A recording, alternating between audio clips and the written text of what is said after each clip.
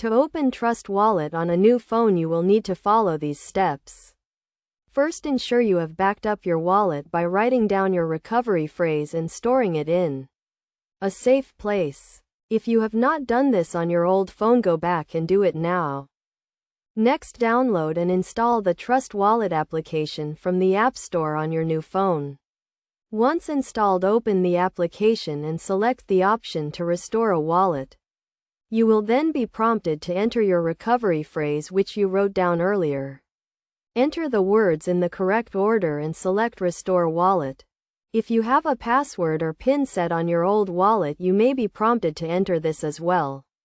Once you have entered your recovery phrase and password or PIN, if required, your wallet will be restored on your new phone.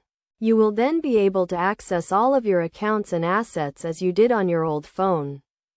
It is very important to keep your recovery phrase safe, as anyone with access to it will have full control over your wallet and assets. Never share your recovery phrase with anyone or store it in an insecure location. By following these steps, you can easily transfer your Trust Wallet to a new phone and ensure your assets remain safe and secure.